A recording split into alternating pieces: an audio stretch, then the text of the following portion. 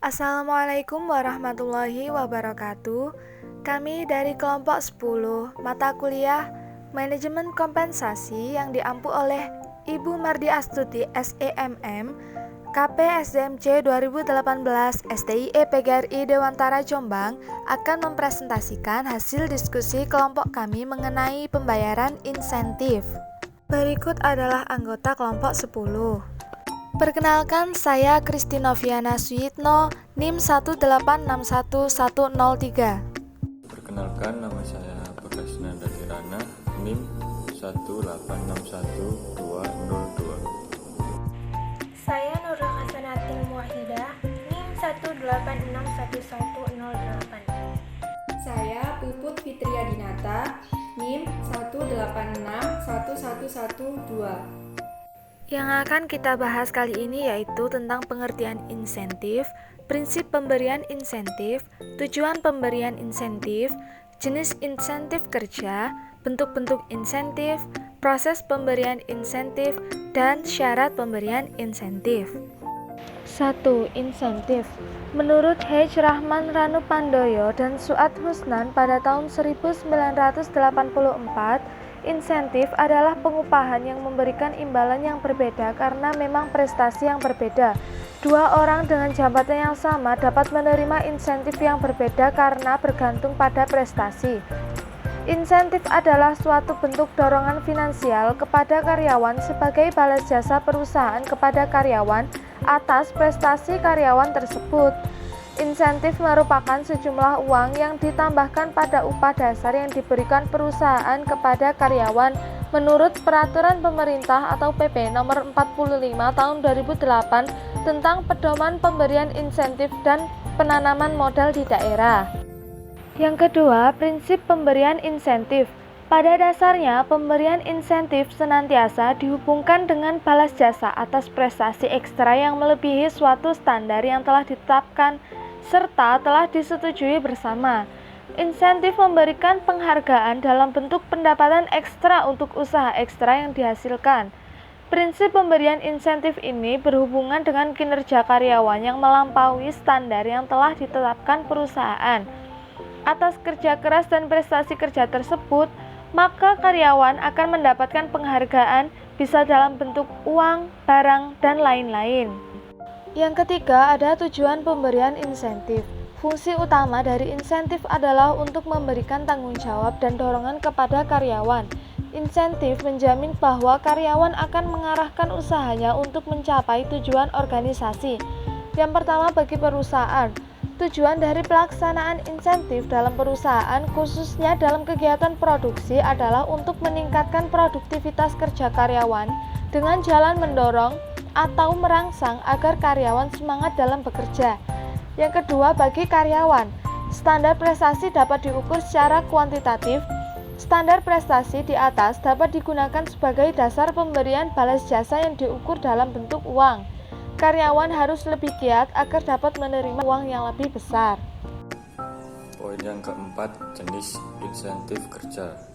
Macam-macam insentif dapat diklasifikasikan berdasarkan bentuknya dan berdasarkan penerimanya. Yang pertama, jenis insentif berdasarkan bentuknya. Jenis insentif ini dibagi menjadi dua, yaitu yang pertama, insentif material. Jumlah ini adalah yang diberikan dalam bentuk komisi, bonus, pembagian laba, kompensasi yang ditangguhkan, dan jaminan hari tua. Yang kedua, insentif non-material. Non-material adalah jenis insentif yang diberikan kepada karyawan dalam bentuk piagam penghargaan, pemberian promosi jabatan, jaminan sosial, serta pujian dalam bentuk tulisan dan lisan. Dan jenis yang kedua, insentif itu berdasarkan penerimanya. Jenis ini dapat dibedakan menjadi beberapa bagian, yaitu yang pertama, individual insentif. Ini yang dimaksud memiliki arti yaitu insentif yang diberikan kepada seseorang pegawai atas kerja keras dan prestasinya di tempat kerja. Yang kedua, grup insentif. Ini adalah jenis insentif yang berupa pemberian kepada pegawai sesuai dengan standar dari masing-masing grup atau kelompok. Dan yang ketiga, plan wide incentive. Ada pula artinya pemberian insentif kepada semua pegawai perusahaan sesuai dengan kriteria pembayaran yang telah ditentukan perusahaan.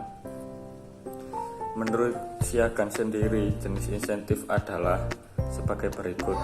Yang pertama, pitchwork atau upah potong adalah sistem insentif yang memberi imbalan bagi pekerja atas setiap unit keluaran yang dihasilkan.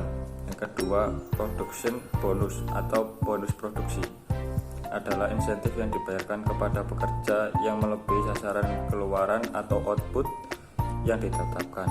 Yang ketiga, commission atau komisi adalah insentif dalam bentuk komisi diberikan atas dasar jumlah unit yang terjual. Yang keempat, maturity curve.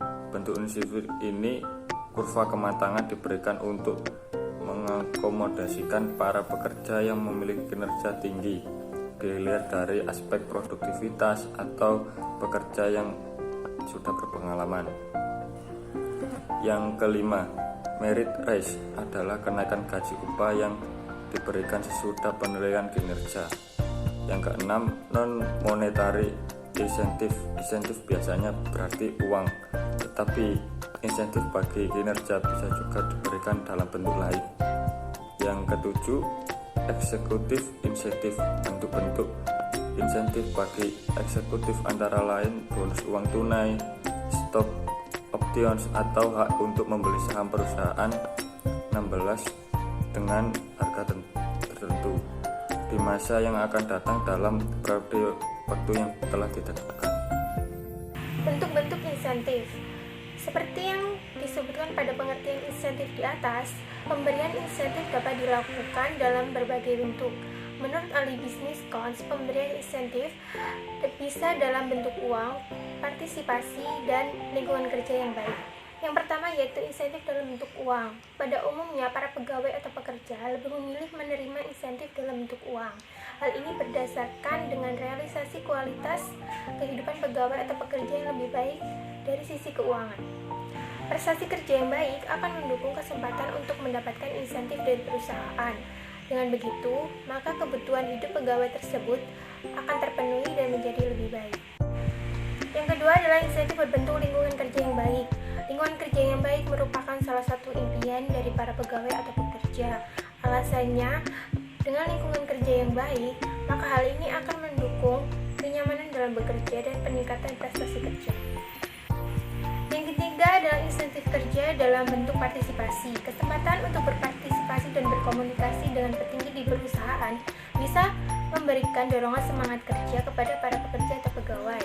Dengan kesempatan seperti ini, maka karir seorang pegawai dapat meningkat lebih cepat sesuai dengan kinerjanya. Selain itu, dengan adanya kesempatan menjadi partisipan, maka seorang pegawai atau pekerja mendapatkan pengakuan dan mendapatkan dukungan dari perusahaan. Baik, saya akan melanjutkan penjelasan dari teman saya mengenai proses pemberian insentif. Menurut Harsono, proses pemberian insentif dapat dibagi menjadi dua, yaitu 1. Proses pemberian insentif berdasarkan kelompok. Menurut Pengabaian, pemberian insentif terhadap kelompok dapat diberikan dengan cara 1. Seluruh anggota menerima pembayaran yang sama dengan yang diterima oleh mereka yang paling tinggi prestasi kerjanya. 2. Semua anggota kelompok menerima pembayaran yang sama dengan pembayaran yang diterima oleh karyawan yang paling rendah prestasinya. 3. Semua anggota kelompok menerima pembayaran yang sama dengan rata-rata pembayaran yang diterima oleh kelompok. 2. Proses pemberian insentif berdasarkan perorangan atau individu. Rencana insentif individu bertujuan untuk memberikan penghasilan tambahan selain gaji pokok bagi individu yang dapat mencapai standar prestasi tertentu. Insentif individu bisa berupa upah per output, misalnya menggunakan satuan potong, dan upah per waktu, misalnya menggunakan potongan jam, secara langsung. Pada upah per potong terlebih dahulu ditentukan berapa yang harus dibayar untuk setiap unit yang dihasilkan. Syarat pemberian insentif. Syarat pemberian insentif Agar mencapai tujuan dari pemberian insentif menurut pengabaian, syarat tersebut adalah 1. Sederhana. Peraturan dari sistem insentif harus singkat, jelas, dan dapat dimengerti. 2. Spesifik. Karyawan harus mengetahui dengan tepat apa yang diharapkan untuk mereka lakukan. 3. Dapat dicapai. Setiap karyawan mempunyai kesempatan yang masuk akal untuk memperoleh sesuatu. 4. Dapat diukur. Sasaran yang dapat diukur merupakan dasar untuk menentukan rencana insentif. Program dolar akan sia-sia dan program evaluasi akan terlambat jika prestasi tersebut tidak dapat dikaitkan dengan dolar yang dibelanjakan. Sekian presentasi dari kelompok kami. Bila ada kurang lebihnya, kami mohon maaf. Wassalamualaikum warahmatullahi wabarakatuh.